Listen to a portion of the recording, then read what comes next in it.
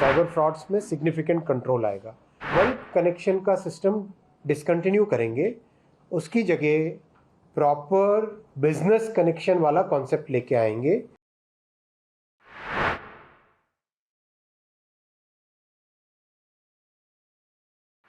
$52 lakh connections को जो fraudulently obtain किए गए थे, गलत पेपर दिखा के, गलत किसी और की आईडी दिखा के, इस तरह से करके 52 लाख फ्रॉडुलेंट कनेक्शंस को डिस्कनेक्ट किया है। देन 67,000 डीलर्स को ब्लैकलिस्ट किया है। 67,000 जो सिम के डीलर्स होते हैं, सिम बेचते हैं ना, सिम कार्ड जहाँ पे बेचते हैं, उसके 67,000 डीलर्स को ब्लैकलिस्ट किया है और उसमें 300 FIRs भी रजिस्टर की है। जहाँ पे क्लियरली इंटेंट प्रूव हो रहा था, 300 FIR रजिस्टर की है। 17,000 ऐसे मोबाइल हैंडसेट्स को ब्लॉक किया है जिसकी रिपोर्ट आई थी चोरी हुई है या फ्रॉडुलेंटली ऑब्टेन किया गया है। 66,000 व्हाट्सएप अकाउंट्स को ब्लॉक किया है।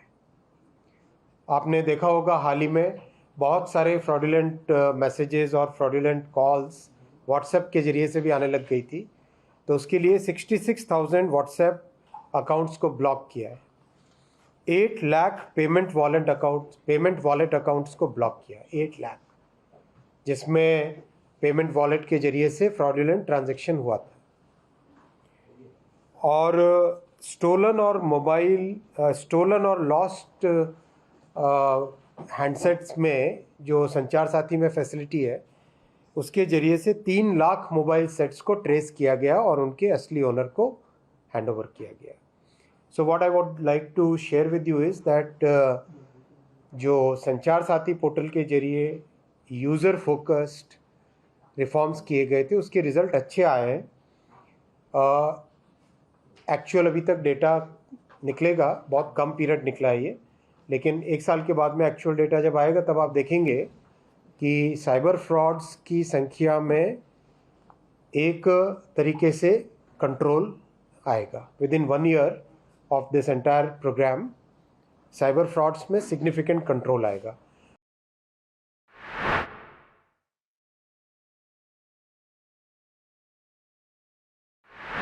दो बड़े सिग्निफिकेंट चेंजेस, रिफॉर्म्स किए जा रहे हैं। पहला है, हम लोगों ने अभी तक का जो डेटा और जो एविडेंस देखी, उससे ये समझ में आया कि बहुत बड़ी कॉम्प्लिसिटी है डीलर की।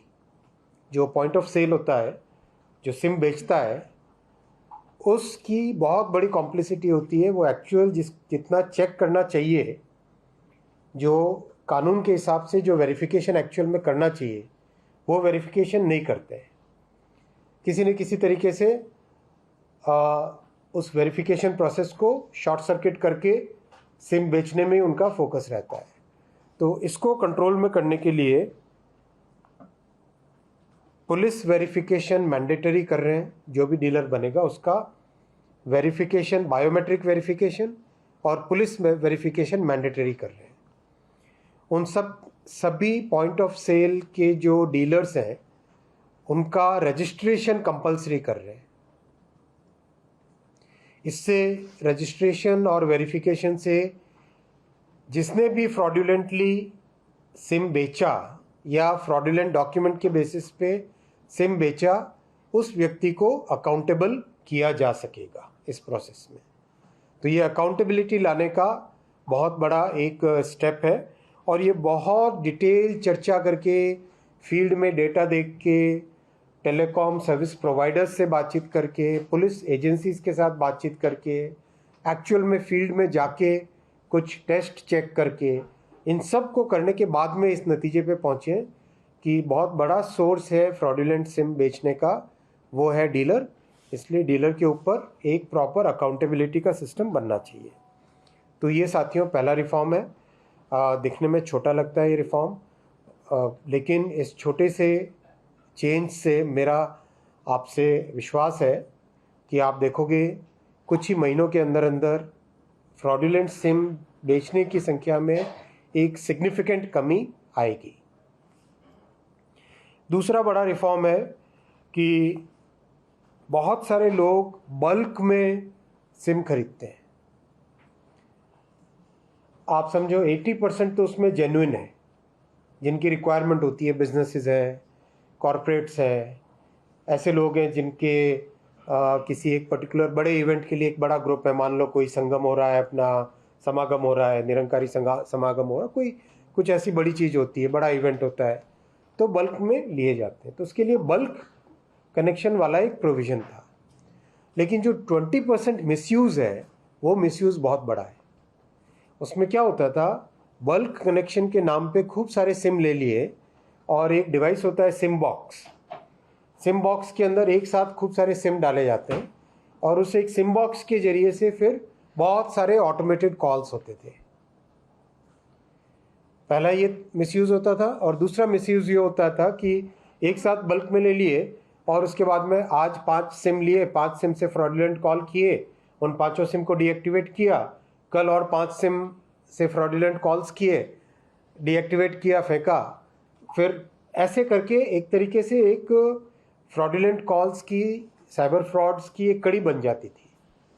तो इसमें भी बहुत डिटेल स्टडी हुई है, और जितने भी बल्क कनेक्शन से उनका एनालिसिस हुआ है, फील्ड में जाके वेरिफिकेशन हुआ है, अच्छी डिटेल्ड एविडेंस, अच्छे से डिटेल स्टडी करने के बाद में ये तय किया गया है कि बल्क कनेक्शन का सिस्टम डिसकंटिन्यू करेंगे, उसकी जगह प्रॉपर बिजनेस कनेक्शन वाला कॉन्सेप्ट लेके आएंगे।